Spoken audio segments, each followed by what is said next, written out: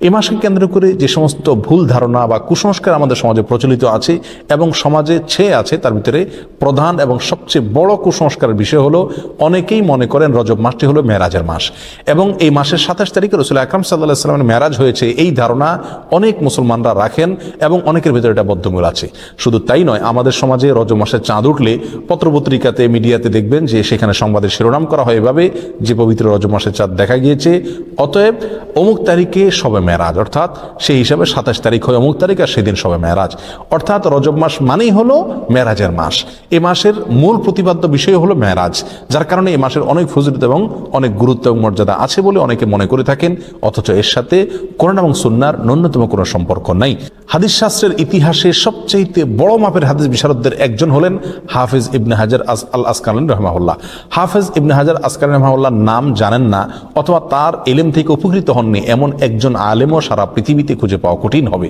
সেই হাফেজ ইবনে হাজার আল আসকালানী রাহিমাহুল্লাহ বলেছেন যে ওয়াদাকারা বাযুল কুসা আছে, কোন কাহিনী রিসাইটার, কোন গল্পবাজ বক্তা তারা মানুষদেরকে বলে বা গল্পবাজ লেখক তারা মানুষদেরকে জানায় যে নবী ইসলামের মেরাজের ঘটনা নাকি রজব মাসে হয়েছে এবং রজব মাসের 27 তারিখে হয়েছে।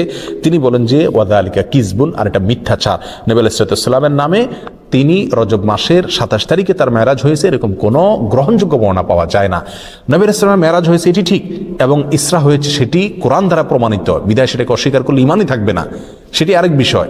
কিন্তু রজব মাসে হয়েছে এবং রজব মাসের 27 তারিখে হয়েছে, এর কোনো ভিত্তি, গ্রহণযোগ্য কোনো ভিত্তি কোরআন অথবা সহিহ সুন্নাহর কোথাও পাওয়া যায় না। নবী আলাইহিসসালামের মেরাজটা ঠিক কোন মাসে হয়েছে, কোন দিনে হয়েছে, কোন সময় হয়েছে, এই প্রসঙ্গে ইমাম ইবনে তাইমিয়া রাহিমাহুল্লাহ বলেছেন যে বিশুদ্ধ কোনো বর্ণনা দ্বারা কোনো মাসের কথা নিশ্চিতভাবে জানা যায় না, কোনো দিনের কথা জানা যায় না, কোনো সময়ের কথা, তারিখের কথা জানা যায় না যে অমুক তারিখে অমুক দিনে অমুক মাসে নবী ইসলামের মেরাজ হয়েছে। মেরাজ হয়েছে এটি নিশ্চিত, কিন্তু তার তারিখটা সংরক্ষিত নয় এবং এ বিষয়ে যতগুলো বর্ণনা পাওয়া যায় তার কোনোটি গ্রহণযোগ্য নয়।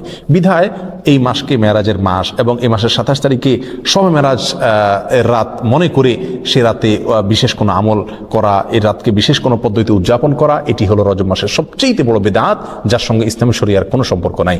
সম্মানিত ভাই বন্ধুগণ, আমরা সেই আমলটাই করব সওয়াবের উদ্দেশ্যে যে আমলটি কোরআনে অথবা নবী আলাইহিসসালামের হাদিসে বর্ণিত হয়েছে। এর বাইরে কোনো কিছু যদি আমরা করি সেটার নাম বিদআত হবে। বিধায় রজব মাসকে কেন্দ্র করে এই মেরাজ উদযাপন করা, শবে মেরাজ উদযাপন করা, এগুলো সবগুলো বিদআত হবে, এগুলো সবগুলো পরিত্যাজ্য হবে। আল্লাহ তাআলা আমাদেরকে বুঝার তৌফিক দান করুন। সম্মানিত ভাইয়েরা, যদি আমরা ধরেও নেই যে রজব মাসেই এবং রজব মাসের 27 তারিখে নবী আলাইহিসসালামের মেরাজ হয়েছে, তারপরও একটা কথা থেকে যায়, তা হলো নবী আলাইহিসসালামের মেরাজ হয়েছে মক্কায় এবং মক্কার শুরুর দিকে। তিনি এই মেরাজের ঘটনার পরে মক্কায় দীর্ঘদিন ছিলেন, মদিনায় দীর্ঘদিন ছিলেন, তার মৃত্যুর পরে তার সাহাবায়ে কেরাম দীর্ঘদিন ছিলেন।